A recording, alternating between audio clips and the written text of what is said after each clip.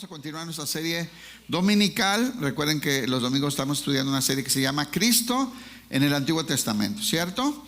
Vamos a continuar ahí con nuestro estudio y hoy vamos a hablar de una de las figuras pues más completas, más gráficas de Jesucristo, una figura con muchísimas cosas que ver. De una vez les digo, va a ser como ultra pequeñísimo resumen, ¿no? Porque, por ejemplo, este tema que hoy vamos a ver, pues lo hemos visto a veces en trimestres o en un año entero, porque son muchísimas cosas que podemos aprender de ahí, pero claramente vamos a ver que apunta a Cristo, ¿no? Que de eso se trata esta serie, ver cómo en el Antiguo Testamento encontramos muchas referencias y figuras que nos señalan a Cristo, características, ministerios, y que el Señor dejó ahí como sombra y figura, como una guía para que cuando viniera Jesús le reconocieran. Y también nosotros, por medio del estudio de estas cosas, podemos tener una revelación más completa de la realidad presente de Cristo, el Cristo que nos habita, ¿verdad? Así es que bueno, el tema del día de hoy es el vestuario, porque nada más vamos a ver esta área, el vestuario del sumo sacerdote, ¿ok? No vamos a ver todo lo que es un sacerdote, necesitamos muchos temas para eso. Vamos a ver esta área, sin embargo, es un área que nos va a ilustrar mucho acerca de Cristo, que nos habla de Cristo. Hermano, todo el Antiguo Testamento, como Jesús decía, revisen sus escrituras, porque a ustedes les parece que ahí encuentran la vida eterna, pero las escrituras no hacen más que hablar de mí, no hacen más que señalarme a mí, ¿no? Y eso es una realidad, por eso es esta serie. Vamos a hablar acerca del sacerdote del Antiguo Testamento, específicamente del vestuario, algo tan pequeñito que nos va a ilustrar muchísimo, ¿no? ¿Qué es un sacerdote? Un mediador. Un sacerdote es un mediador. Alguien que intercede, alguien que representa al pueblo delante de Dios, alguien que ofrece sacrificios o que intercede por medio de ceremonias, y depende pues en dónde esté trabajando el sacerdote, representa al pueblo delante de Dios. Es un puente. En latín la palabra es pontífice, imagínense, de puente, ¿no? Es una conexión. El único mediador entre Dios y los hombres es Jesús. Entonces desde ahí ya nos está hablando de una función de Cristo, ¿no? Un sacerdote. Así es que bueno, vamos a ver algunas cosas de este sacerdote. ¿Está listo? Y mire, todo apunta a Jesús, ¿eh? Cada color, cada prenda, todo habla de Cristo, de características de Jesús. Y es importante comenzar a llenarnos de este conocimiento, de este entendimiento que nos va a ayudar a entender más de nuestro sumo sacerdote. ¿Quién es tu sacerdote hoy? Jesús, ¿verdad? Dice Éxodo 28:1. ¿Listos? Vamos a darle para acabar antes de las 3. Dice Éxodo 28:1. Manda a llamar, le voy a leer la Nueva Traducción Viviente, ahí nos van a estar poniendo la Reina Valera. Manda a llamar a tu hermano Aarón, le dice Dios a Moisés. Dice, y a sus hijos Nadab, Abiú, Eleazar e Itamar. Apártalos de los demás israelitas para que me sirvan y sean mis sacerdotes. Vamos de ahí. Comenzamos a ver que los sacerdotes los escoge. ¿Quién los escoge? ¿Es por mayoría de votos? ¿Nos juntamos a escoger uno y lo ungimos? No, Dios escoge sus sacerdotes. En el Antiguo Testamento y en el Nuevo, acuérdense en Hechos 13 que estaban en Antioquía ministrando al Señor, ¿verdad? Esta iglesia que estaba ahí, y el Señor les habla y les dice, apartadme a Saulo y a Bernabé, al revés creo, a Bernabé y a Saulo para la obra que yo les he llamado, que yo les he escogido. Oran, confirman, y el ministerio impusieron sus manos en ellos y los enviaron de misioneros. ¿Se acuerdan? Bueno, así es. El que escoge los sacerdotes es el Señor. Aquí Él escogió a una tribu, la tribu de Leví, y a una familia en específico, la tribu de Aarón, ¿verdad? Sigamos leyendo. Dice, apártalos de los demás, los vas a sacar de los demás, apártalos. Eso significa santificar a alguien, es apartarlo, consagrarlo para un uso exclusivo del Señor. Vamos a ir viendo más cosas. Para que me sirvan. O sea, el sacerdote, su trabajo es servir a Dios como representante del pueblo delante de Él. ¿Okay? Y dice: apártalos de los demás israelitas para que me sirvan y sean mis sacerdotes. ¿De quién son los sacerdotes? De Dios. ¿Cuántos tipos de ministerios el día de hoy en el Nuevo Testamento? Acuérdense que este es el Antiguo Testamento, son solo sombras y figuras. La realidad la tenemos nosotros, en donde todos en el nuevo pacto, todos somos sacerdotes. Todos somos sacerdotes, todos estamos ungidos y todos ofrecemos sacrificios y representamos, ¿verdad?, al pueblo delante de Dios. En este caso, por ejemplo, un padre de familia, levante la mano los papás, los padres de familia son los sacerdotes y representan a su familia delante de Dios. Todos en el Nuevo Testamento somos reyes y sacerdotes, dice la palabra de Dios. Dice: apártalos entonces para que sean mis sacerdotes. Y luego ahí vienen las instrucciones. Dice: hazle a Aarón vestiduras sagradas, porque Aarón lo escogió como su sumo sacerdote, y a sus hijos como sacerdotes. En el vestuario hay diferencias. Viste diferente al sumo sacerdote que al sacerdote, ¿ok? En esta clase vamos a avanzar muy rápido porque es un tema que ya hemos desarrollado en la escuela bíblica. Y aparte fue el primero, me estaba acordando ayer, les platicaba a los hermanos en la mañana, fue el primer curso de discipulado que se dio aquí en La Piedad hace 10 años cuando llegamos. Y hay muchísima enseñanza en este tema, ¿no? Entonces, bueno, dice así: apártalos de los demás israelitas para que me sirven y sean mis sacerdotes. Hazle a Aarón vestiduras sagradas que irradien belleza y esplendor. Desde aquí ya empieza. Hazle a Aarón vestiduras sagradas que irradien belleza y esplendor. No van a ser cualquier vestidura. Tienen que irradiar, tienen que ser muy llamativas, muy notorias, muy diferentes a lo demás que la gente podía ver. No había nada igual, no había un vestido que se pareciera para nada. Eran muy diferentes. Y vean cómo dice: que irradien belleza y esplendor. Hermanos, todo es figura de Jesús.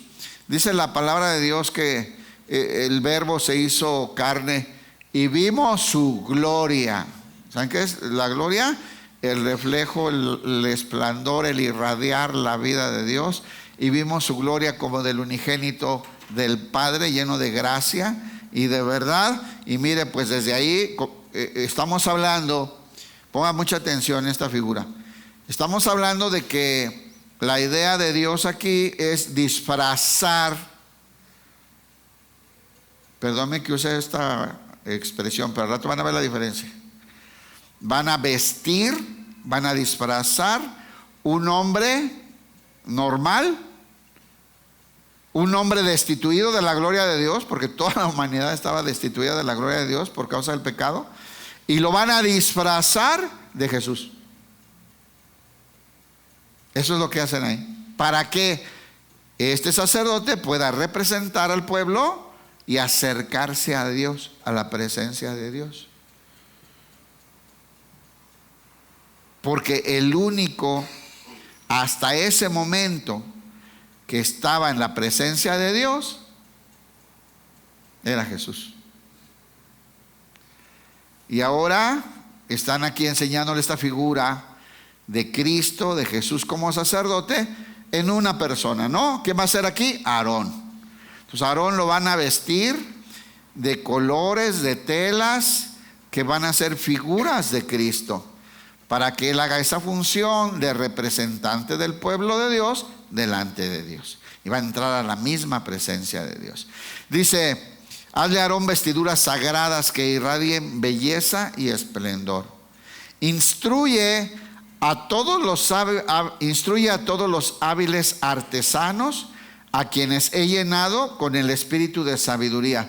Los hábiles artesanos, no va a ser cualquier surcidita, no le van a poner cualquier encaje, no van a hacer cualquier costura. Esto es una obra de un artista, de artistas llenos de sabiduría y de estos talentos para que puedan hacer esta obra. le pones ahí, allí, en la Reina Valera dice: tú hablarás a todos los sabios de corazón, a quienes yo he llenado de espíritu y sabiduría, para que hagan las vestiduras de Aarón, para consagrarle. Recuerden que consagrar es apartar algo para uso exclusivo de Dios. Pero eso está consagrado. Esos son mis sacerdotes, y las vestiduras que ellos van a tener van a ser completamente diferentes. Van a irradiar belleza, van a ser obras de arte completamente diferente a todo lo que hay, para consagrarle, para que sea mi sacerdote. Muy bien. Las vestiduras que deben elaborar son las siguientes. Ahí les van las vestiduras, las partes de este vestido del sacerdote, ¿verdad? Son las siguientes, van a ser 7. Dice: un pectoral. ¿Cuántos se identifican así sin que vean de qué estamos hablando? Levanten su mano. Si saben, muy bien, como un 20-30%, ¿no? Un pectoral. Un efod. Sí, menos, ¿verdad? No, ya está más. Un efod. Un manto. Una túnica con diseños. Y un turbante. Y una faja. Esos son los elementos. Ahí falta una prenda, ¿cierto? ¿Sí o no? Todos ustedes estudiosos del Señor saben. ¿Cuál prenda falta aquí? Levanten la mano, ¿eh? No, es el turbante, y la mitra es lo mismo. Está bien, sí. ¿Qué pues? A ver, levanten su mano. Los calzoncillos, muy bien. Así que todos traemos, pero nadie los presumimos. Pero aquí faltan los calzoncillos, ahorita lo vamos a ver más adelante, ¿no? Y esas son las 7 prendas que hay en el vestuario de un sacerdote. ¿Ok? Y todo nos va a alumbrar de Jesús, todo es en referencia a Jesús. Van a disfrazar a un hombre de Jesús para que entre en la presencia de Dios y no muera. ¿Cómo ve?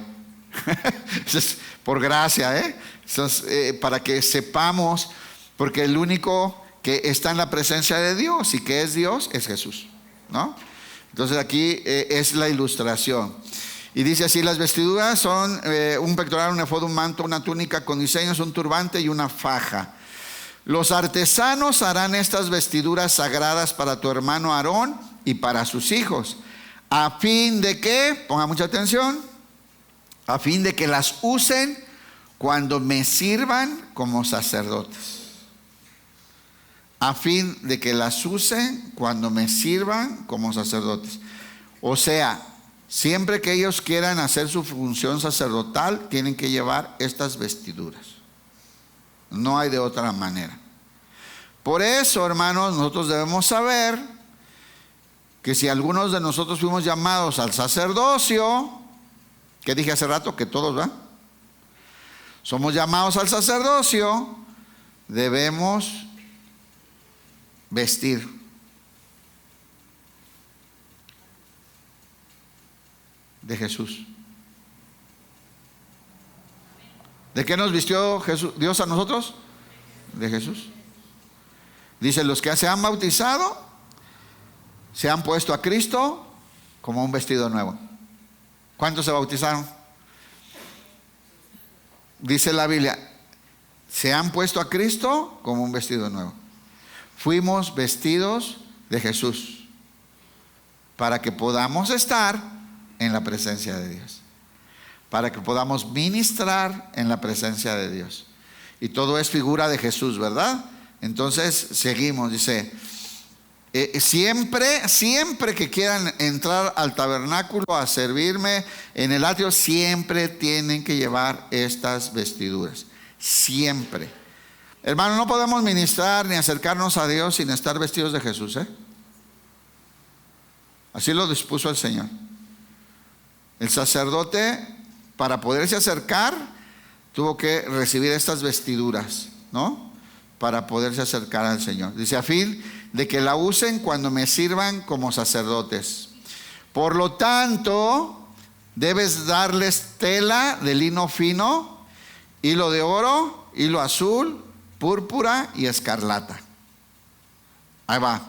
Lino fino, lino azul, lino de oro, hilo de púrpura y escarlata. Todos las cosas que tenían algún color en el tabernáculo tenían que llevar estos colores. No hay otros colores que se pueden. O sea, no le podía echar un rosa mexicano porque está de moda. Ay, amigo, me gusta más como que, no sé, como un amarillito, pero con rayitas verdes, ¿no? Ay, no, el de las chivas. No, o sea, no, hermanos. Había cada color y cada material del tabernáculo, que hoy no vamos a hablar del tabernáculo, representaban y hablaban de la naturaleza de Jesús. Todo. Y empezando con estas prendas. Entonces, solamente se utiliza lino fino, oro, púrpura, azul y carmesí. ¿Listo?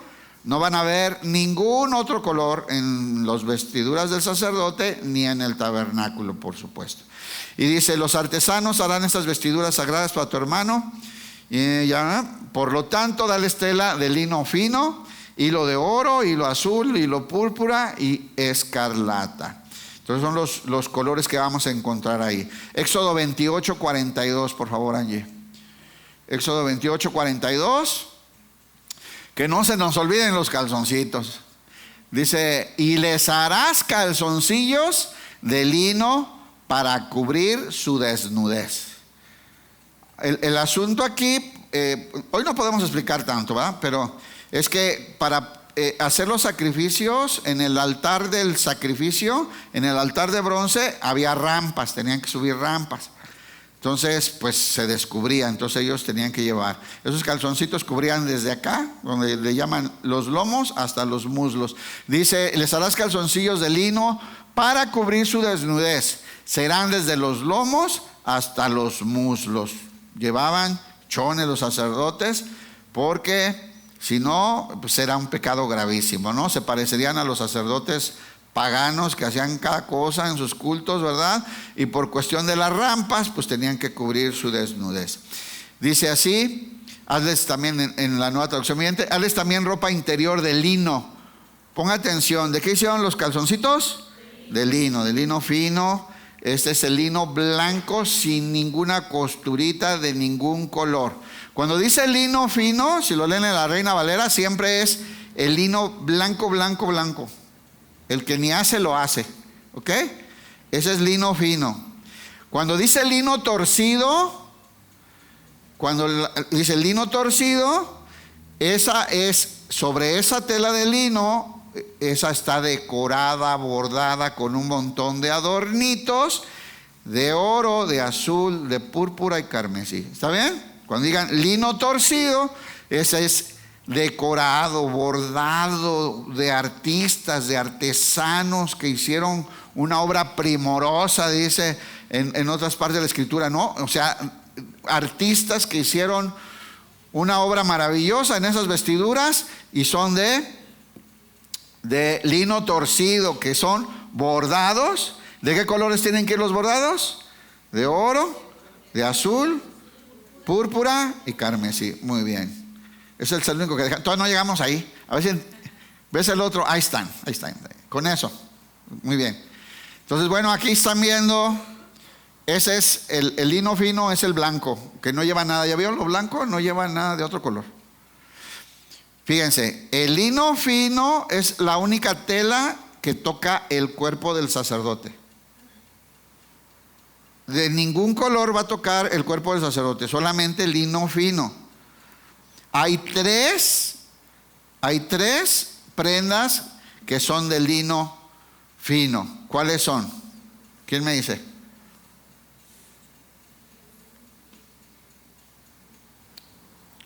Pues ahí están. No se ven los chones, pero exacto, nada más. Esos son de lino fino, o sea, los calzoncillos, la túnica y la mitra. Son las únicas piezas de la ropa que tocan el cuerpo del sacerdote. Y esos tienen que ser de lino fino. ¿Sale? Ahorita vamos a ver. Vámonos aquí, dice Éxodo 29:4. Bueno, ya están los de los calzoncillos. Dice Éxodo 29:4. Aquí vamos a ver la diferencia. 29. Y llevarás a Aarón y a sus hijos a la puerta del tabernáculo de reunión y los lavarás con agua. O sea, tiene que haber una limpieza. A diferencia de Jesús, que era limpio, ¿verdad? Pero pues van a representar a Jesús. Los están vistiendo de Jesús, entonces tienen que estar limpios, ¿cierto? Para poder entrar a ministrar, primero tenían que haberse puesto delante de unos animalitos, juntar su cabeza con ellos, pasarles los pecados, y luego este animalito era sacrificado, ¿verdad? Antes, o sea, primero se tenían que hacer sacrificios por los pecados de ellos. Los lavaban, los vestían y los ungían. No se atrevían a dar un paso adentro del tabernáculo sin eso, hermanos, porque podían morir. ¿Sale? Pero todo eso habla a quién era Jesús, a quién están representando, ¿verdad? Alguien limpio, santo y lleno del Espíritu Santo, ¿no? Y dice, y los lavarás con agua. ¿Qué más? Y tomarás las vestiduras y vestirás a Aarón, la túnica, el manto, el efod y el pectoral, y le ceñirás con el cinto del efod, y pondrás la mitra sobre su cabeza, el turbante, y pondrás la diadema santa, una diadema de oro que se ponía en la frente del sacerdote, encima de la mitra o el turbante, y que tenía escrito santidad a Jehová. ¿Ok? Ahorita vamos a explicar qué significa cada cosa, y todo es Jesús. Pondrás, dice, pondrás la diadema santa, luego tomarás el aceite de la unción y lo derramarás sobre su cabeza y le ungirás. Fíjense, después del sacrificio y purificados y bañados, los vestían con todos los detalles que les estoy diciendo, que estamos viéndolos muy por encimita, ¿verdad? Y después les derramaban hasta que quedaban completamente embarrados de aceite. Cuando alguien era ungido, no es como vemos luego en las películas, que les echan tantito aceite así en la carita, ¿no? ¿Se han visto películas? ¿No? ¿Sí o no? Aunque sea ver películas, no estudian. Entonces, no, sino que los embarraban, o sea, litros, podían ser litros de aceite hasta quedaban todos embarradísimos. Eso era ungir a alguien, ¿no? Con aceite. Por eso el aceite es un símbolo del Espíritu Santo, ¿no? De la unción. En aquel entonces era una sombra de consagración, una figura de la consagración, pero sabemos que apuntaba a la unción del Espíritu Santo, de la cual somos embarrados, ¿verdad? Somos ungidos completamente para poder ministrar delante de Dios. Y dice, después ciñele la faja decorativa del efod, colócale el turbante sobre la cabeza y fija el medallón sagrado en el turbante, úngelo derramando el aceite de la unción sobre la cabeza. Entonces todo eso para que vean lo que se tenía que hacer, todo habla de Jesús, ¿verdad? Lucas 2:25, vamos a hablar un poquito de la unción, que para mí es de los elementos más importantes porque son los que más se van a aplicar a nosotros. Lucas 2:25 dice, en ese tiempo había en Jerusalén un hombre llamado Simeón. ¿Se acuerdan de Simeón? Este ancianito que no moría porque había recibido la promesa de Dios que él vería al ungido, él vería al Mesías, ¿no? Y entonces va cuando presentan a Jesús en el templo, él está ahí, hasta tiene la oportunidad de cargarlo y declarar una profecía. Dice, en este tiempo había en Jerusalén un hombre llamado Simeón, era justo y devoto y esperaba con anhelo que llegara el Mesías y rescatara a Israel. El Espíritu Santo estaba sobre él y le había revelado que no moriría sin antes ver al Mesías del Señor. Entonces, acuérdense que en aquel entonces, hermanos, había tres personas que se ungían: los reyes, los profetas y los sacerdotes. Esos tres se ungían, pero todo es sombra y figura de Cristo, porque Cristo es rey, es sacerdote y es profeta, ¿no? Entonces era la unción era una figura de el verdadero profeta y el verdadero rey, y el verdadero sacerdote. Así es, ¿no? Entonces, bueno, el ungido es Jesús. Hay muchos ungidos, pero Él es el ungido. Miren, en la vida hay muchos caminos, pero Él es el camino. ¿Sí o no? Él es el camino, la verdad y la vida. Entonces, Él es el ungido, el enviado, el escogido, ¿verdad? Él es. Recuerde, para que no se confunda, que la palabra el escogido, el enviado, pues en hebreo es Mesías, en griego es Cristo. ¿Ok? Entonces, para que es lo mismo, ¿sale? Entonces, en griego dice Cristo, en hebreo dice Mesías, que significa el escogido, el enviado de Dios, ¿no? Que es Jesús. Bien. En Juan, hablando de la samaritana, mire, para ver del ungido, Juan 4:25. Se lo leo aquí en la Nueva Traducción Viviente. Dice: la mujer dijo, la samaritana, le dice a Jesús: sé que el Mesías está por venir. El Mesías está por venir, el que llaman el Cristo. Cuando Él venga, nos explicará todas las cosas. Entonces Jesús le dijo, ¿qué le dijo? Yo soy. Sé que el ungido, sé que el Mesías ha de venir. Jesús dice: pues soy yo, el que habla contigo. En Reina Valera le dice así: sé que ha de venir el Mesías llamado el Cristo.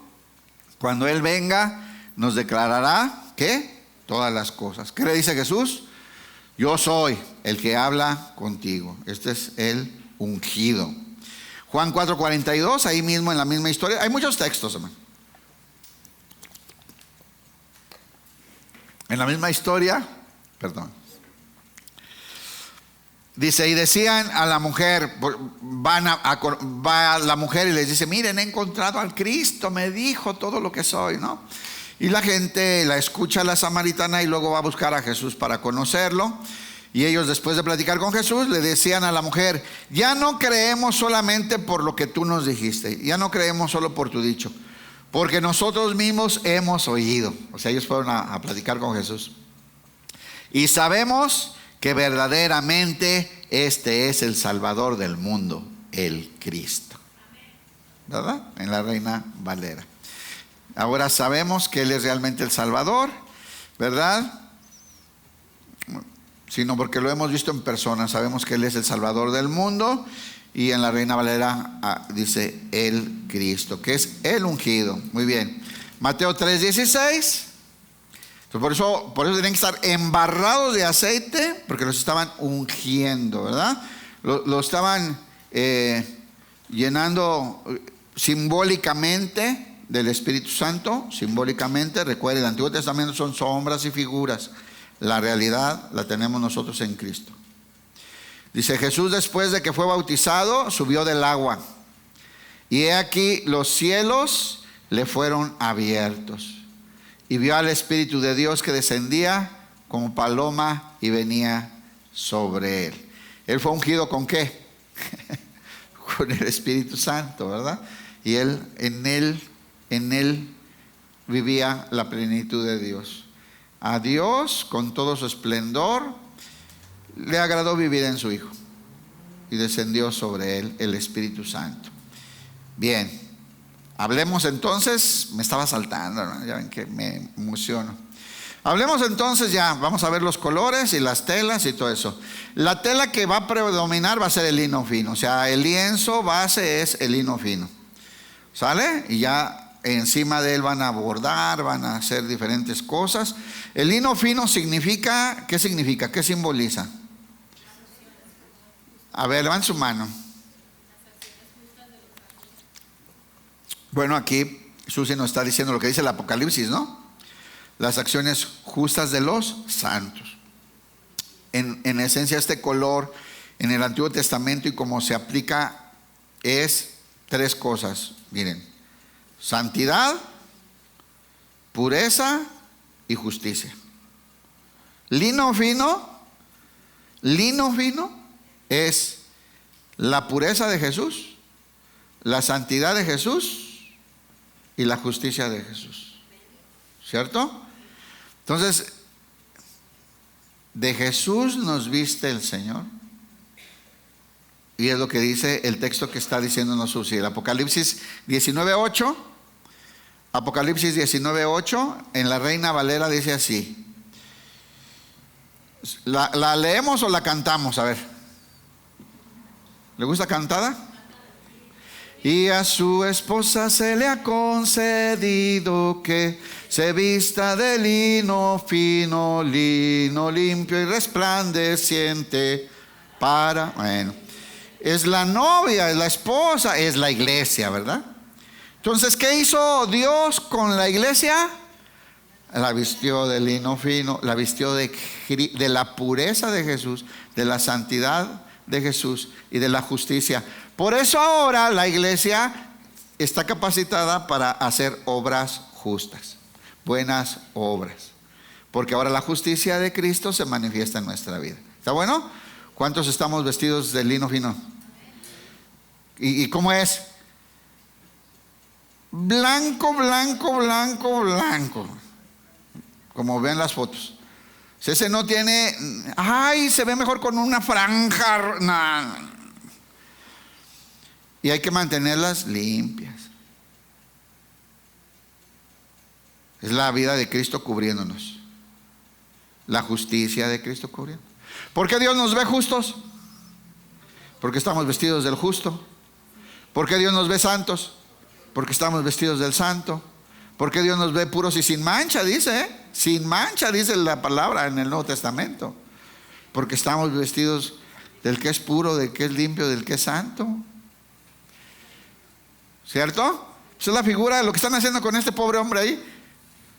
¿Por qué le digo pobre hombre? Porque ellos entraban con temor y temblor al tabernáculo. De una vez se lo digo. Porque lo vamos a ver. Y dice: se le ha concedido que se vista de lino fino, limpio y resplandeciente, porque el lino fino son las acciones justas de los santos. Hermanos, sin Cristo, tus acciones no son justas delante de Dios. Punto. Punto, hermano. Tus buenas ideas y tus buenas intenciones, si no surgieron, si la fuente no es Cristo, dice Jesús, lo que es carne, carne es. Cuesta trabajo. Yo sé que nos sentimos tan buenos, que hacemos cosas tan buenas. Las buenas obras del hombre delante de Dios son como trapos de inmundicia, que ya ni quiero explicar. Estamos explicando cosas más padres.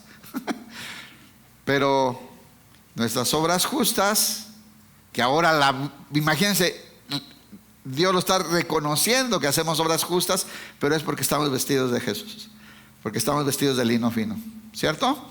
Entonces, y es limpio, resplandeciente, y nos permite ahora esta vestidura hacer acciones limpias. Dice Efesios, las obras que Dios preparó para nosotros desde antes de la fundación del mundo, y no las podíamos hacer. Pero ahora, siendo nuevas criaturas, ahora somos hechura suya en Cristo, y ahora las podemos hacer. Ahora el Señor las va a recibir. Calzoncillos, túnica de lino fino y la mitra son de lino fino, ¿verdad?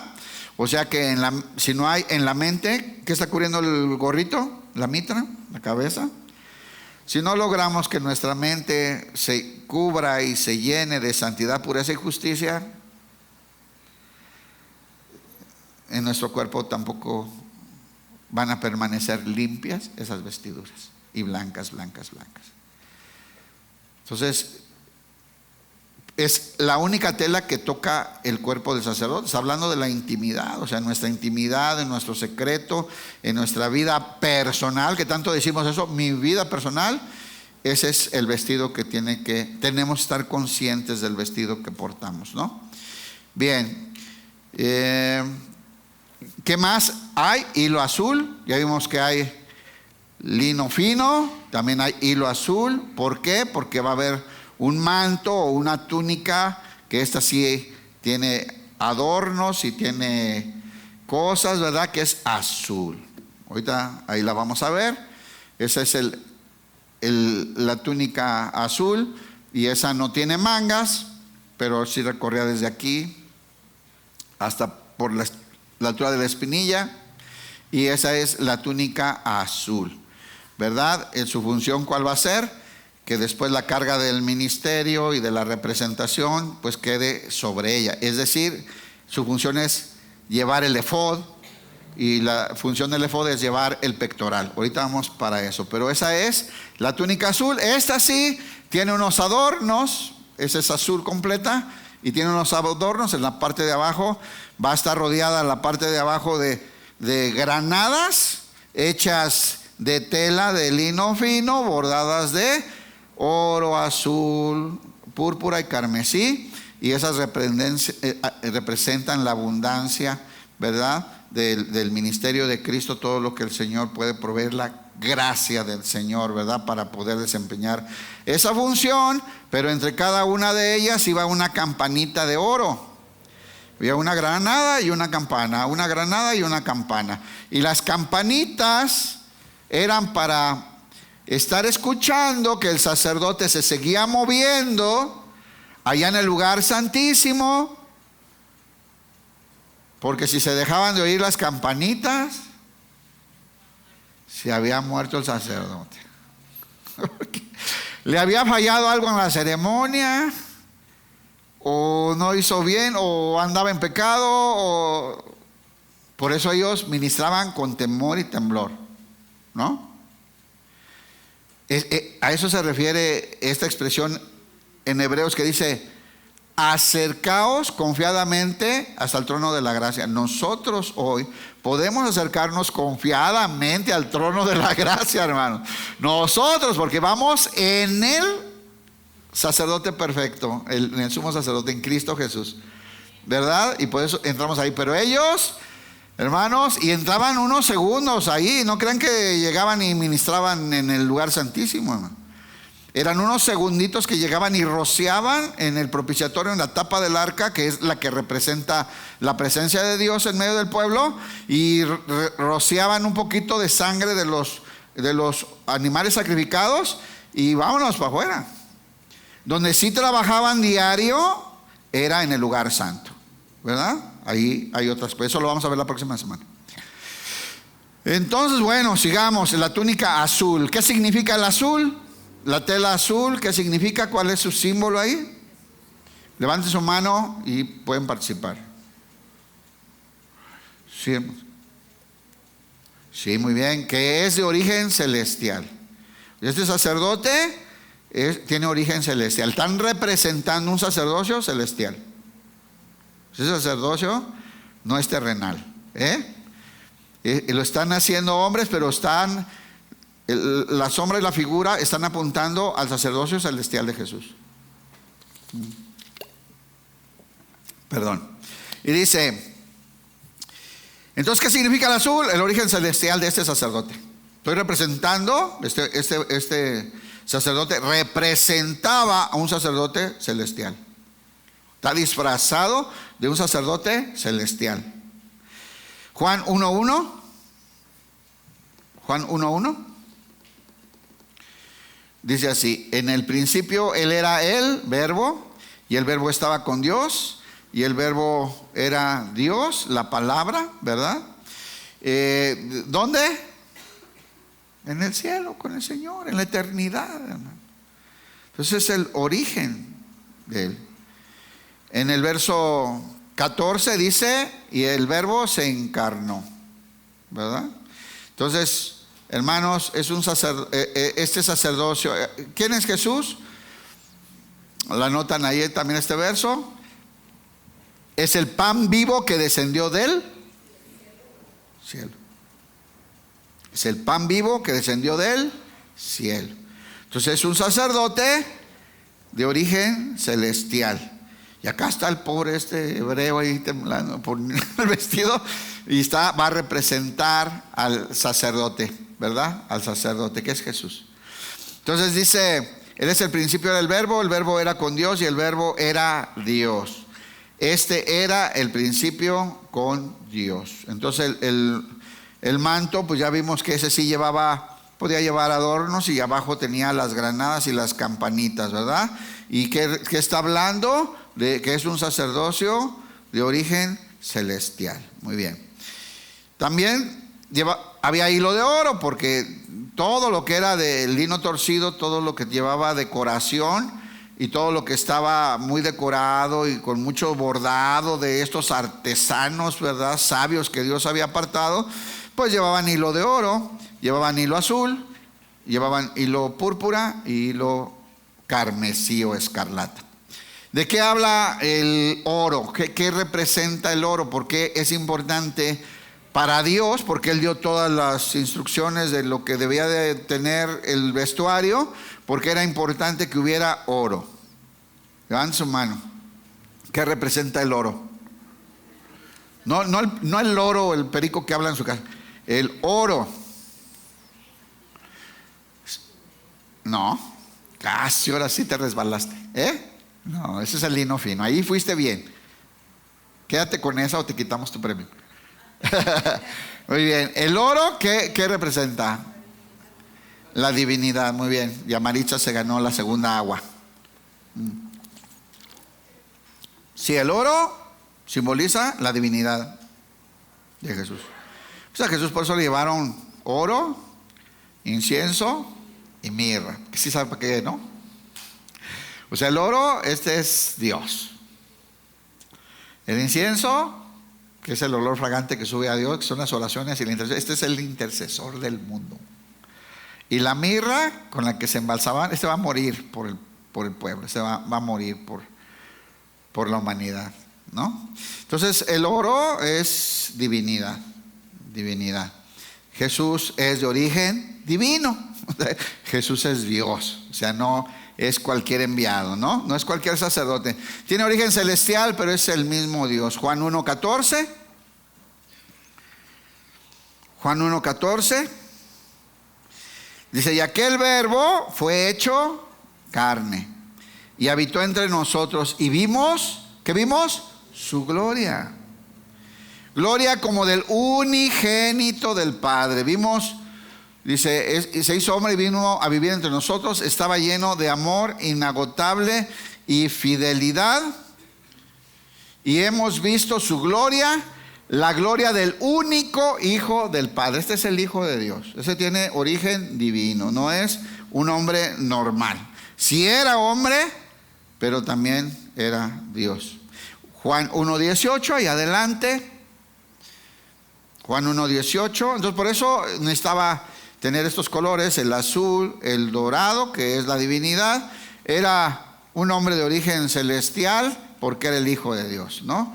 Dice: nadie había visto jamás a Dios, pero el único que es Dios, el único que nos deja ver a Dios, porque Él es Dios, está íntimamente ligado al Padre. Él nos ha revelado a Dios. Dice acá: a Dios nadie le vio jamás. El unigénito Hijo que está en el seno del Padre es el que le ha dado a conocer. Entonces, el dorado habla de la divinidad. De la divinidad. ¿Y qué había de oro en el vestuario del sacerdote? Muchos adornos. Cada que diga lino torcido, lleva oro. Ya les dije, lleva oro, azul, carmesí, púrpura. ¿Sale? Entonces, ¿por qué? Porque esa es la perfección de Cristo, es que Él es todo eso en uno solo, ¿verdad? Él es hombre, Él es de origen celestial, Él es Dios. Y vamos a continuar con los otros colores, ¿no? Dice, entonces hay dos cosas: el hilo, los bordados, los adornos, y también la diadema. La diadema es de oro, es una diadema metálica de oro que cubría la frente del sacerdote. ¿Y qué decía? ¿Qué decía? Santidad a Jehová. Eso decía, eso tenía escrito y se la ponían en la frente de los sacerdotes. Entonces, ¿qué significa eso? Completamente consagrado a la voluntad de Dios. O sea, la mente de Jesús nunca tuvo ideas que no fueran de Dios. ¿Entendió? O sea, en la mente de Jesús siempre estuvo el deseo y la convicción de hacer la voluntad de su Padre. Punto. Consagrado a la santidad de Dios. Mira, hermano, cualquier idea que no venga del Señor se sale de la santidad. Entonces, esta mente consagrada a Dios, por eso a la nueva criatura Dios le da acceso a la mente de Cristo, ¿cierto? Dice, porque tenemos la mente de Cristo. Claro, porque al estar el Espíritu Santo de Dios en nosotros, nos da acceso a los pensamientos de Dios. Y el trabajo que Dios está haciendo en nosotros es renovar nuestro entendimiento para que podamos ver la buena voluntad de Dios, agradable y perfecta, en la santificar nuestra mente. Todos nuestros planes y nuestros propósitos, si no vienen de la fuente que es Jesús, van a salirse de ese esquema. Entonces, ¿qué quiere Dios? Que tengamos una mente renovada para ser santos. Es imposible vivir una vida santa y justa y en pureza si no la conseguimos acá. Somos y estamos en donde estamos por cómo pensamos. Podemos mejorar muchísimo quiénes somos y cómo vivimos si mejoramos cómo pensamos. ¿Y cuáles son los pensamientos que Dios quiere que tengamos? Los de Cristo, los de Él, ¿cierto? Y cuando nosotros eso es conformarnos a Él, entendamos la voluntad de Dios, vamos a tener vidas bien agradables a Dios. Entonces, ahí está el oro, ¿verdad? El oro que es la divinidad, y Dios quiere que, lo que significa es que este sacerdote, en resumen más rápido, es que lo apliqué a nosotros, ¿verdad? Estamos hablando del sacerdote. Este sacerdote no va a hacer otra cosa más que lo que Dios le manda. Eso significa. Está consagrado a hacer lo que Dios le manda. Y eso es lo único que lo hace santo. ¿Ok? Sus pensamientos lo dirijan a hacer la voluntad de Dios. Entonces, bueno, y todo eso habla de Jesús o no. Jesús no hizo otra cosa que la voluntad de su papá. Y esto que yo les digo no son mis palabras, son de mi Padre que me envió. Mi único alimento es hacer la voluntad de mi Padre. Padre, no se haga mi voluntad sino la tuya, ¿sí o no? Lo único que quiero es que su nombre sea exaltado y glorificado, dar a conocer a mi Padre, punto. O sea, a eso vino Jesús, concentrado, su mente consagrada a Dios. Bien, viene otro color, el púrpura. El púrpura. Cada que diga lino torcido, van a ver que entre los colores de estas decoraciones y estos bordados entra también el púrpura. A ver, levanten su mano. ¿Qué simboliza este color? ¿Qué está anunciando? Sin vergüenza, pues. La realeza, muy bien. ¿Qué significa? Que es un rey. O sea, el sacerdote al que estamos anunciando es rey. El color púrpura era el color de los reyes. ¿Ok? Era dificilísimo de conseguir y carísimo. Imagínense conseguir ese color hace 2500 años, ¿no? Hace 2000 años. ¿eh? Los reyes se vestían de púrpura. Jesús es rey. Este sacerdote está representando a un rey. Está representando un sacerdocio de origen celestial, un sacerdote divino y un sacerdote que es rey. Es el rey. Vean el disfraz. La responsabilidad, hermano. La responsabilidad. Púrpura, Marcos 15:16. Marcos 15:16.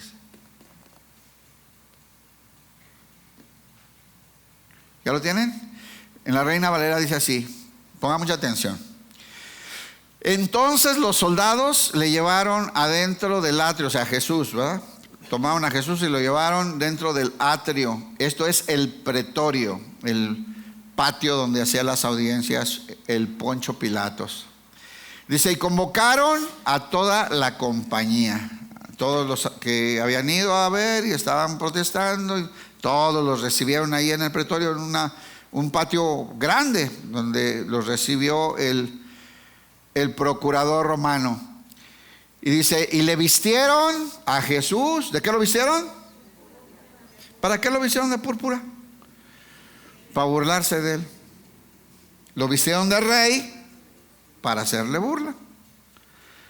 Para vituperarlo es la palabra que se usa ahí, es burlarse, ¿verdad? Para humillarlo, para lastimarlo,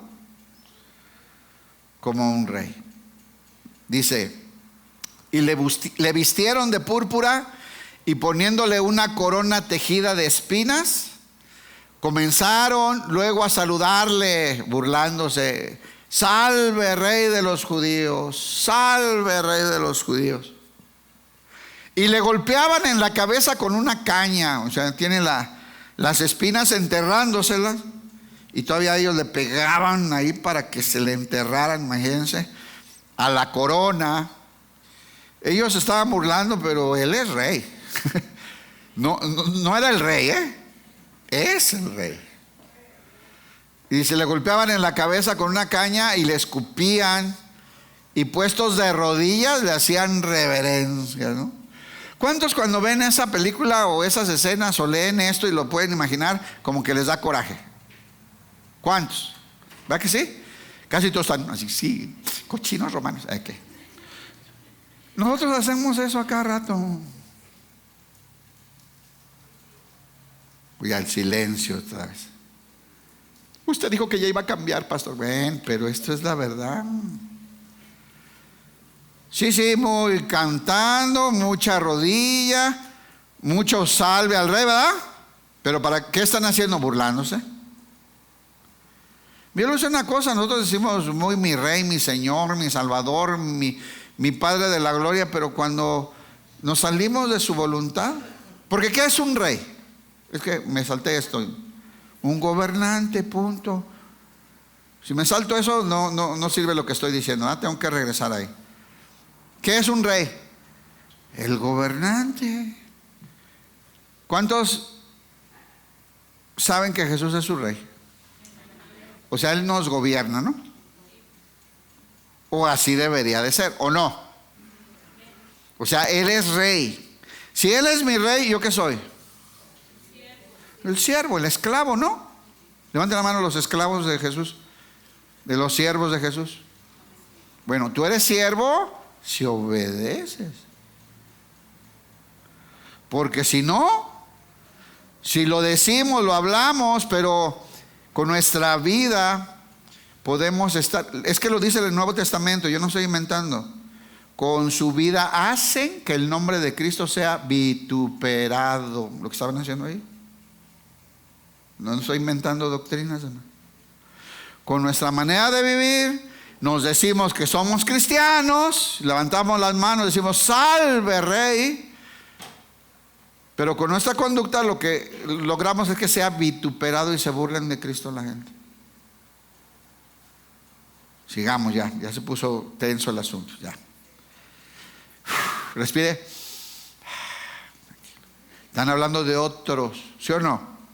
De otros. Y dice, le vistieron, se lo leo acá, le vistieron de púrpura, poniéndole una corona tejida de espinas, comenzaron luego a saludarle, salve rey de los judíos, y le golpeaban en la cabeza con una caña, le escupían, y puestos de rodillas le hacían reverencia. Creo que leí la misma, listo. 1 Timoteo 6:15. Entonces por eso es el púrpura, por eso es todo, en donde había decoraciones, había púrpura, en las granadas, en el efod, en todo lo que llevaba el tejino, el lino torcido, se le llama, el lino bordado, había púrpura, porque es rey. Entonces había azul, porque es de origen celestial. Habría dorado, porque es divino. Había púrpura, porque es rey. Dice pues 1 Timoteo 6:15, nueva traducción viviente. Pues en el momento preciso, Cristo será revelado desde el cielo por el bendito y único Dios Todopoderoso. El bendito y único Dios Todopoderoso va a revelar a Jesucristo como el Rey de todos los reyes y el Señor de todos los señores. ¿Cómo ve? Dice, Él es el único que nunca muere y vive en medio de una luz brillante que ningún ser humano puede acercarse a Él. Este Dios va a revelar que Jesús es el Rey de Reyes y el Señor de señores. Dice, a su tiempo mostrará el bienaventurado y solo soberano Rey de reyes y Señor de señores. Bien. Y dice, ningún ojo humano jamás lo ha visto y nunca lo hará, para que a Él sea todo el honor. ¿Para quién es todo el honor y toda la gloria? Para el Padre. Nunca se les olvide eso. El ministerio de Jesús fue honrar y glorificar a su Padre. No va a haber otra cosa. La gloria es del Padre, ¿verdad? Y este Padre eterno, dueño de todo, a que nadie le ha visto jamás, Él va a revelarnos que Jesús es el Rey de Reyes y el Señor de señores. Bien. Otro color, entonces ya vimos por qué el púrpura y el carmesí o escarlata, ¿no? Dicen las Biblias, es carmesí o escarlata. El rojo sangre, hermano, para que entendamos, ¿no? Rojo sangre. ¿Qué simboliza el rojo sangre? Hermanos, ahora sí. Denle un aplauso al Señor, tanta revelación. Gloria a Dios, hermano. Sí, claro, pues es más obvio, ¿no? Es redención simboliza. Redención, ¿por qué redención? Porque el pago por el rescate fue la sangre de Jesús. Entonces, ¿qué simboliza? ¿Por qué lleva esos adornos, el vestido? Siempre hay carmesí también. Bueno, porque su ministerio de este sacerdote fue ofrecer su propia sangre como la ofrenda, ¿verdad?, por el rescate del ser humano. Pero ahí, ese sacerdote representa a Israel, pero Jesús representa a la humanidad. Y entonces, ¿cuál es el pago por nuestra libertad? ¿Cuál fue la moneda? La sangre de Cristo. Entonces este color carmesí, escarlata, que no es el rojo que conocemos, es un rojo, pues es que yo digo rojo sangre, no sé cómo decirlo, ¿verdad? Pues siempre había en los bordados, en el sacerdote y en el tabernáculo. Va a haber bordados, el lino torcido va a llevar siempre oro, azul, púrpura y carmesí. ¿Listos? ¿Sobre qué material? Lino fino. Lino fino. Efesios 1:7, nueva traducción viviente. A ver, es que no lo leí acá. ¿A qué nombre? Sí, ya lo hemos visto. Gracias. Efesios 1:7, nueva traducción viviente. Dice así: Dios es tan rico en gracia y bondad que compró nuestra libertad con la sangre de su Hijo. ¿Con qué la compró? ¿Con qué la compró? Con su sangre carmesí. Siempre me acuerdo esa canción que tanto me gusta cantar, ¿verdad? Dios es tan rico en gracia y bondad que compró nuestra libertad con la sangre de su Hijo y perdonó nuestros pecados. ¿Sí sabía eso o no? Denle un aplauso al Señor, hermanos. Qué maravilla. Qué hermosa obra, ¿no? Bueno, pues este sacerdote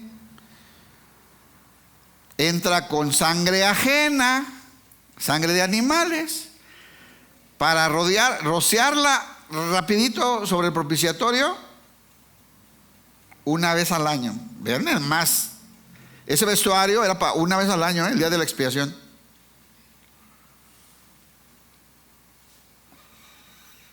Por eso debemos saber que solo están anunciando a Jesús.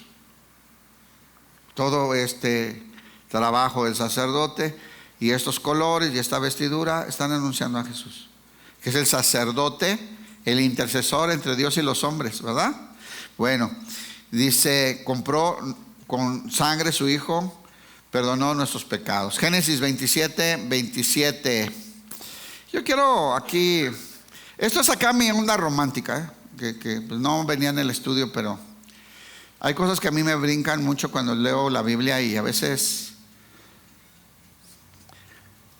Ya aprendí la lección el otro día que no podía dejar de llorar y dije, no, hay cosas que me las voy a guardar para mí, porque no puedo, me cuesta trabajo. Pero esta es más, no creo que llore, ¿no? Pero me gusta mucho y tiene que ver con esto que estamos enseñando el día de hoy. ¿Se acuerda que Isaac, cuando estaba muriendo, iba a bendecir a su primogénito? Bueno, cheque esa figura. Iba a bendecir, ¿cómo se llamaba el primogénito? ¿Qué pues? ¿Por qué? ¿Quién era el primogénito? Esaú, ¿no? Pero Jacob anhelaba las cosas de Dios, ¿no? Usurpador y tramposo. Ya le había bajado a Esaú la primogenitura, ¿se acuerdan? Por un plato de lentejas. ¿Cuántos cambian la es otro tema, me voy a aguantar. Por un hombre, miseria, ni plato de lentejas. Nos andamos dejando las cosas de Dios por ni a plato de lentejas llega, pero no es el tema, déjenme calmo. Entonces Isaac va a bendecir al primogénito para darle la herencia, ¿verdad? Y el Jacob, ¿qué hizo? Se disfrazó del primogénito. ¿Entiende la figura? Lo que nos habla el Señor en las historias de la Biblia, hermano. Este va y se disfraza del primogénito. Y el primogénito, que era el Esaú, pues era cazador, ¿verdad? Su ropa olía pues animales y sudor y todo, que se la pasaba en la cacería. Era velludo, entonces se puso hasta pieles de animal para que su papá cuando lo tocara sintiera lo velludo que era.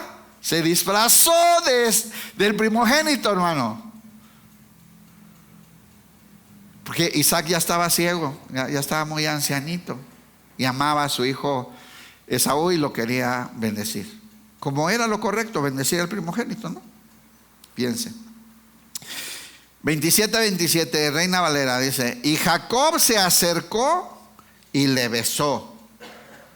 Y olió Isaac. Ya no veía, ya nomás olía, ¿no? Entonces olió. Apesta puro venado correteado. Este es mi hijo, Esaú.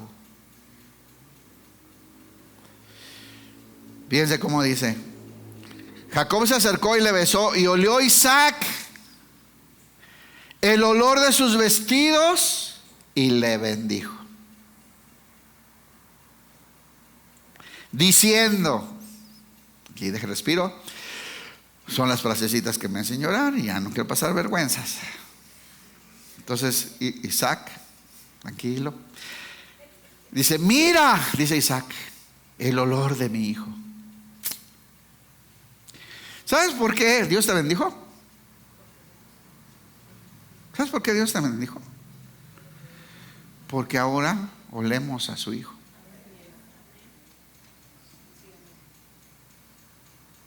Por eso no hay nada tuyo que le apantalle al Señor para darte. Pero ahora nos vistió de su hijo. Pero eso lo hizo Dios, ¿eh? Es lo que hizo por su cuenta, acá escondidas. Dios a nosotros nos vistió de su hijo y olemos a la fragancia de la vida de Cristo. Entonces lo huele, fíjese, y lo bendijo. Y lo bendice y le da la heredad, ¿no? Entonces, ¿qué hizo el Señor contigo, hermano? Y conmigo. Nos vistió de su hijo y nos llenó del aceite y el perfume del Espíritu Santo. Y el Señor nos ve y ve a su hijo. Así dice Efesios, así dice Romanos, que nos ve puros, santos y sin mancha, ve a su Hijo.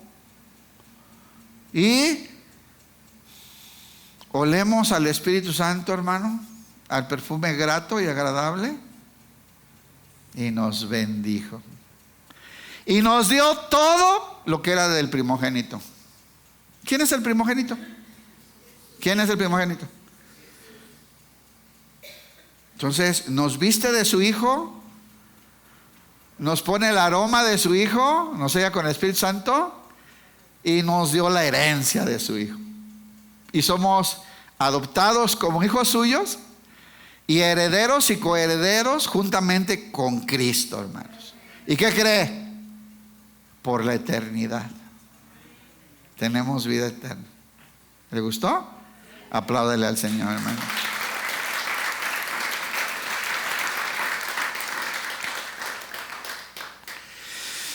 El olor de mi Hijo, dice el viejito, como el olor del campo que Jehová ha bendecido. Olía al primogénito y se llevó el premio mayor. ¿A qué olemos? Les dio un tema de esto Gil el otro día, ¿verdad? Muy, muy bonito, muy bien. Así que, mira, hermano, Dios puso dentro de nosotros un gran tesoro, ¿no? El Evangelio, su Hijo. Porque su Hijo, el Evangelio no es un mensaje, el Evangelio es una persona, se llama Jesús, ¿no? Es la buena voluntad de Dios para con los hombres. Y lo puso adentro de estos vasos de barro. Mire el vaso de barro de la izquierda. Míralo, míralo. Pues aunque usted no crea, ahí habita Jesús. Mire el vaso de barro de la derecha. ¿Ve qué imperfecto es? No. Pues ahí habita Jesús. Con su aroma y su fragancia. Que Dios...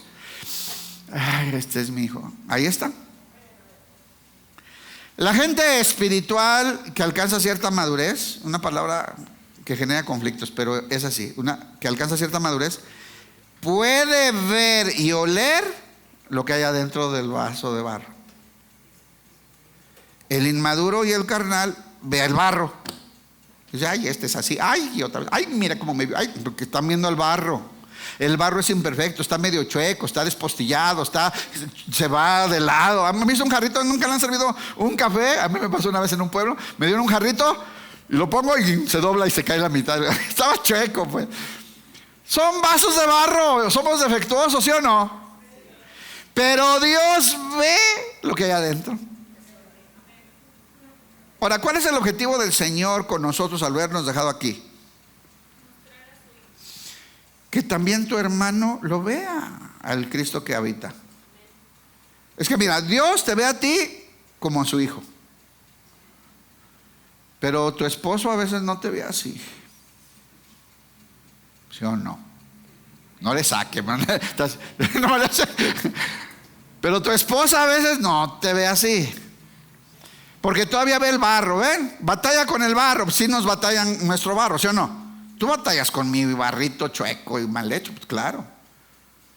Entonces, cuando aprendemos a ver lo que hay adentro, ahora, ¿qué piensan que va a hacer el Señor? Ponga atención, hermano, porque luego,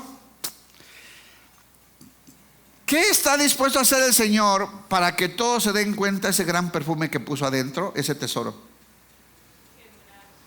Quebrarlo. Quebrarlo. No hay otra manera, hermanos. Nos va a quebrar. Nos va a hacer morir. Para que quebrados, humillados a Él, ese olor, y que la gente vea el milagro que Dios hizo en nosotros. Porque hizo milagros o no, y sigue haciendo, ¿no? Porque la gente lo pueda ver. Así es. Entonces, bueno, ya era un comercial nomás de cosas que ahí están, hermano. Ahí están todas esas cosas en la Biblia. Pero pues estás tan entretenido en tu serie turca que pues. Entonces todas las decoraciones del vestuario eran de estos colores. ¿Cuáles son? Dorado, azul, púrpura, carmesí. Todo sobre lino fino. Y ese es el blanco, blanco, blanco, puro. ¿Qué sigue? Después del manto viene un efod. A ver si encuentras algo del efod ahí, si no.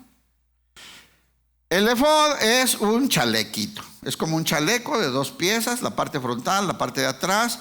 Se unían aquí con unas cuerditas y acá se juntaban en los hombros. Traían 2 hoyos así, se ponía uno sobre otro y se metía una piedra ahí, que los atoraba para que se hicieran una sola pieza, ¿no? Ese no es el efod, ese es el pectoral. Tuviste cerca.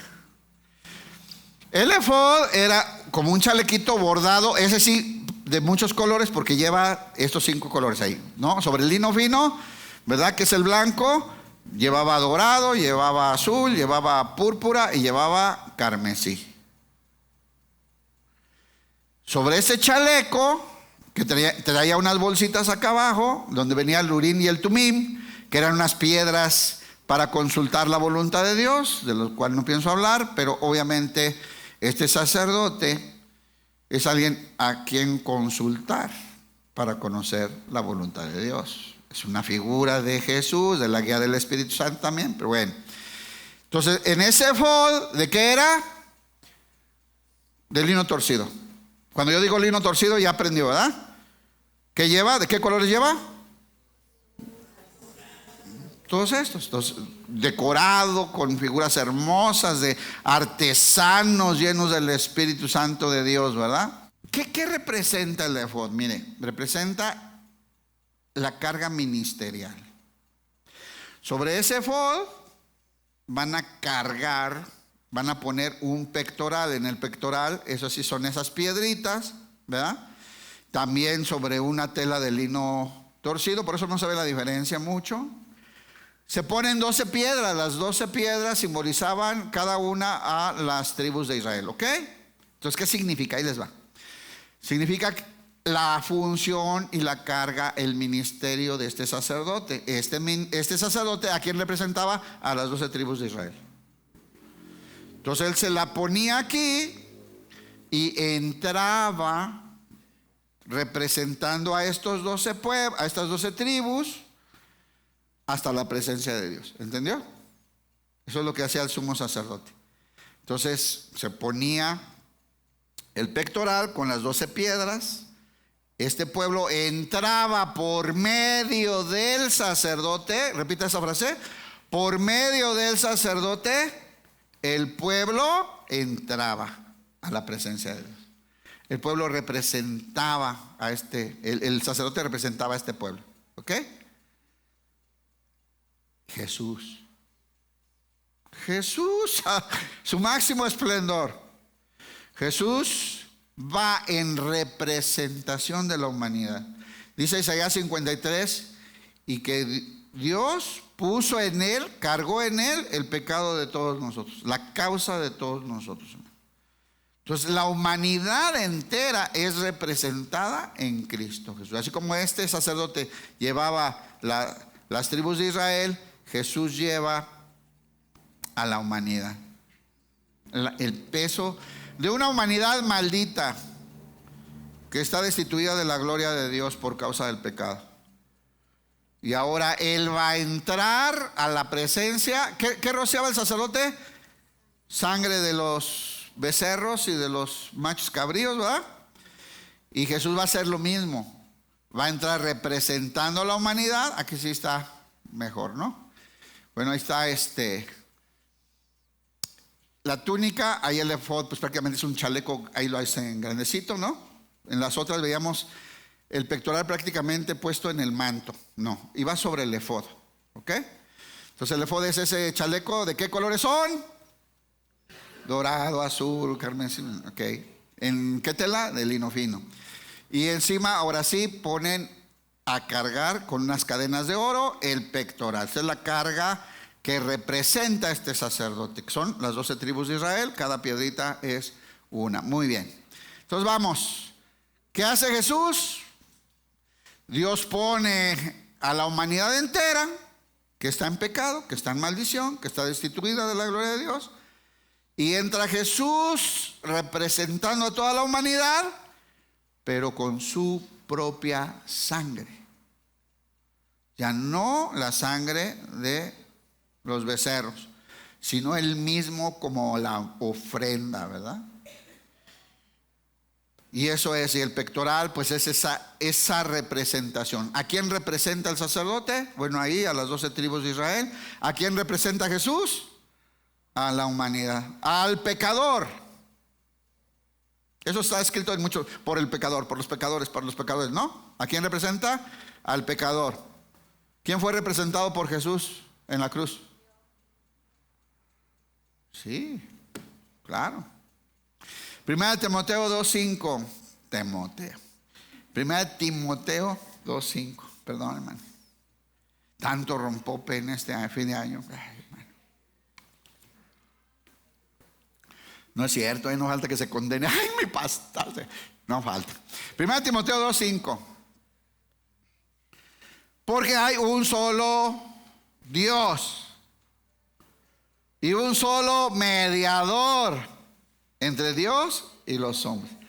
Entonces es Jesús, este mediador. ¿Qué es el sacerdote del Antiguo Testamento? Una sombra y figura del verdadero sacerdote que es Jesús, hermanos. ¿Ok? Hebreos 7:24. Vamos a terminar con esto. Me faltó, ahorita que estabas poniendo el cinto, decirles el cinto. El cinturón es hecho de lino torcido, como pudieron ver, ¿verdad? O sea, es lino fino con un montón de bordados y adornos de oro, de azul, de púrpura y carmesí, ¿verdad? Y se ceñían. Ese es símbolo del servicio. O sea, ¿de quién habla? De Jesús. Jesús dijo que Él no vino a ser servido, sino a servir y dar su vida en rescate por muchos. Dice Juan que en la cena del Señor, la última cena, se ciñó una toalla, ¿verdad? Se la ató a la cintura y lavó los pies de los apóstoles. Entonces el fajo, el cinturón, simboliza servicio, el servicio de este sacerdote. Un sacerdote que no es servicial no puede ser sacerdote. O sea, son características. Es que no alcanza la hora para explicar más de cada uno de ellos, ¿no? Pero es servir. Hoy en día a los pastores y a los encargos se les atiende, se les da masaje en la oreja. No, que hasta unos guardaespaldas traen y rollos así. El ministro es servidor, ¿no? A nosotros nos enseñaron en la escuela bíblica: el que no sirve, no sirve. ¿Sí entendemos, no? Y todos, tú eres un sacerdote que tienes que servir en tu casa. Luego lo piensan en trapear las mujeres. Sí, tienen que trapear. Sí es cierto que le dicen. Ustedes se organizarán como sirven, pero es servicio, hermanos, ¿no? Es servicio. Somos sacerdotes de Cristo y hay que ceñirnos. Yo siempre me acuerdo cuando damos este curso, que les pongo el ejemplo de estos que cargan allá en la central de abasto por unas fajas, ¿no? Para poder aguantar el peso. Hermano, cíñete.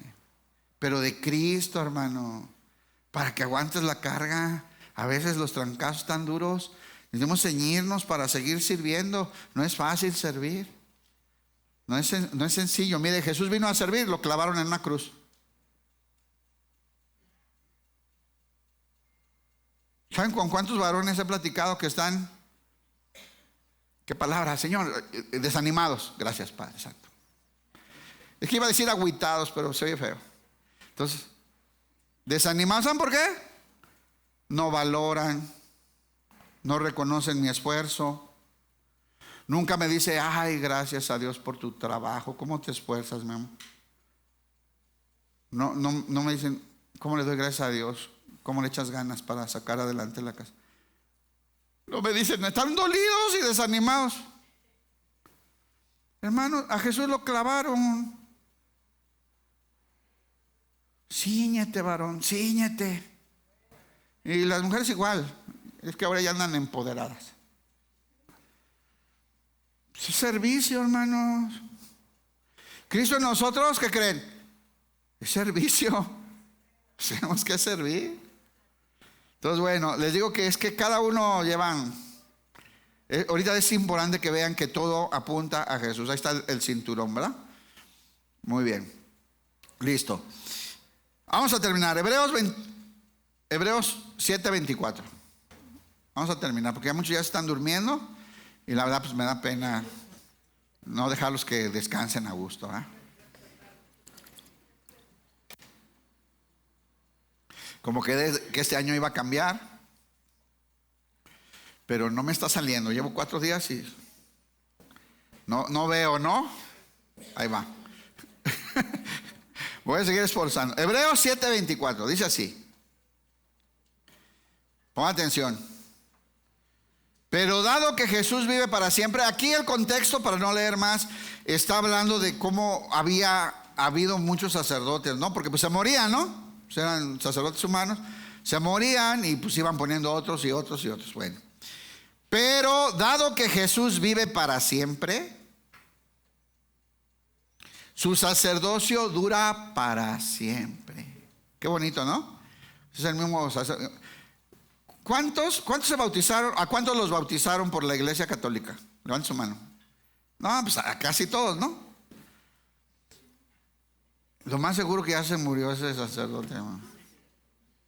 Sobre todo unos que ya los veo muy canosos. Se me hace que el sacerdote ya no aguantó. Se me hace que ya no cargó los peregrinos este año, ¿no? Pues se iban muriendo de viejitos. Pero ahora, ¿quién es el sumo sacerdote de nosotros?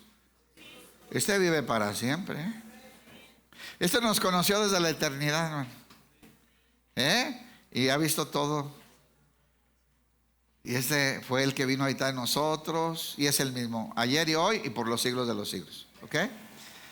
Dice, pero dado que Jesús vive para siempre, su sacerdocio, ¿qué? Dura para siempre. Por eso puede salvar una vez para siempre.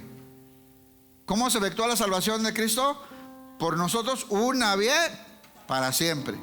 No hay más sacrificios, ni Él puede ser azotado 2 veces. ¿Se acuerdan cuando les expliqué que Moisés le pegó 2 veces a la roca y lo que pasó?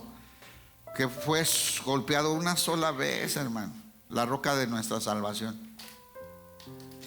Y dice, por eso puede salvar una vez y para siempre a los que vienen a Dios. ¿Qué dijimos hace rato? Por medio de Él.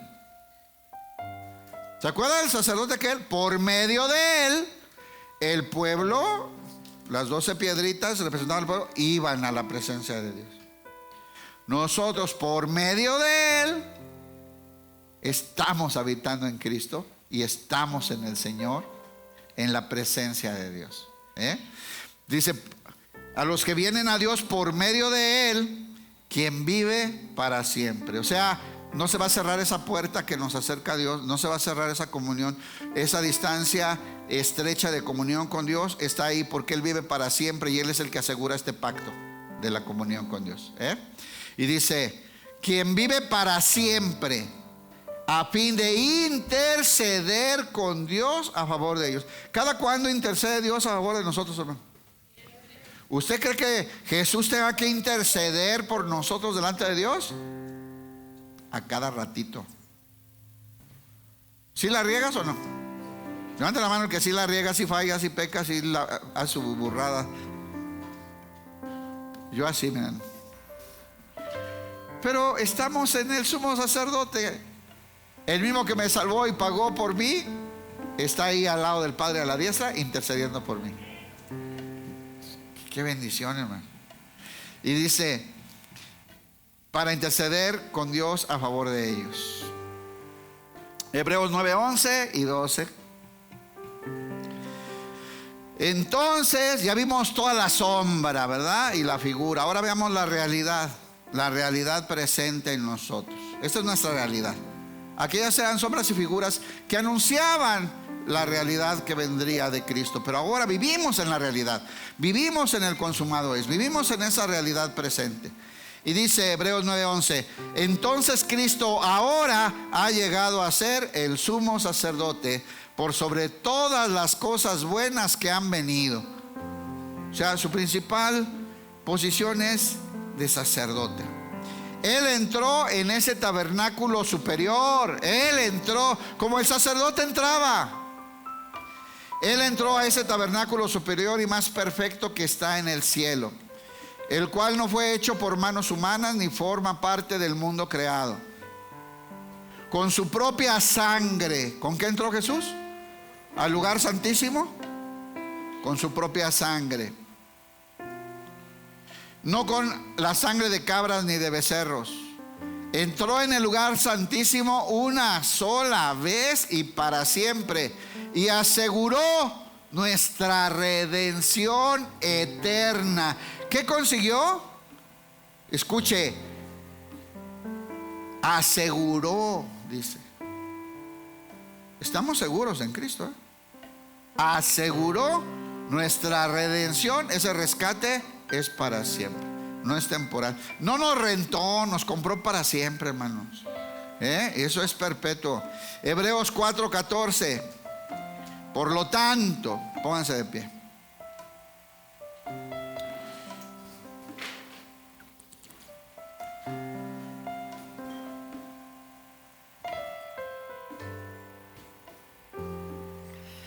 Por lo tanto, ya que tenemos un gran sumo sacerdote, ¿qué tenemos? Tenemos un gran sumo sacerdote que entró en el cielo, no a la tienda que hicieron aquí, esa era sombra y figura. Jesús, el Hijo de Dios. Jesús, celestial, divino, azul, dorado.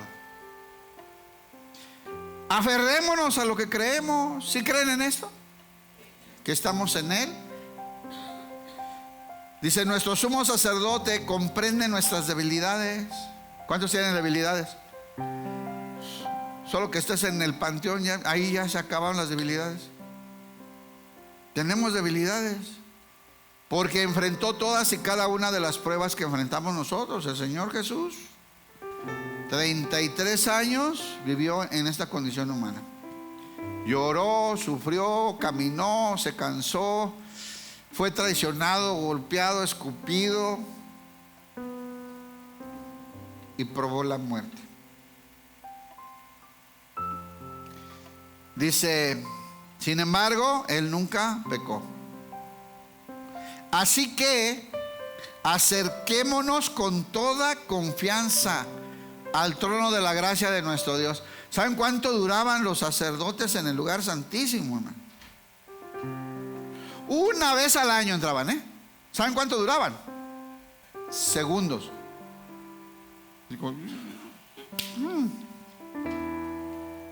Antes de que dejen de sonar las campanitas.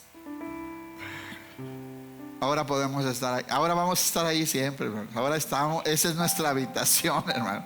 Ahora habitamos en Él. Ahora estamos ahí. Ese es nuestro lugar. Juntamente con Cristo estamos sentados en los lugares celestiales. ¿O no, hermano? Tenemos que aferrarnos a lo que creemos.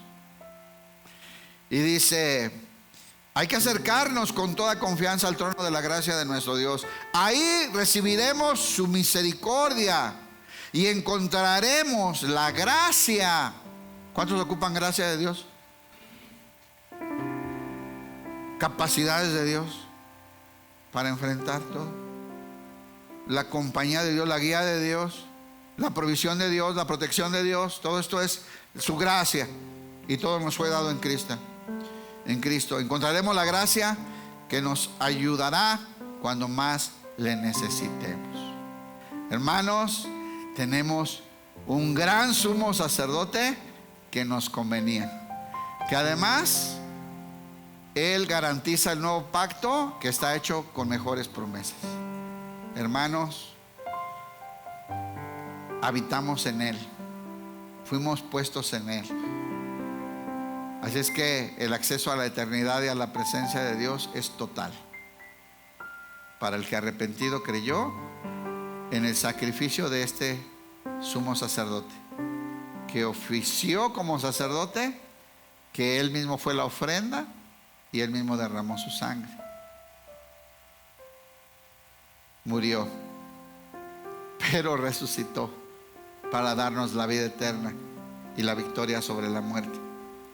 Y ahora ha venido a habitar en nosotros para que ese altar sea nuestra propia vida y ministremos a Dios para su gloria eterna. Denle un aplauso, Señor.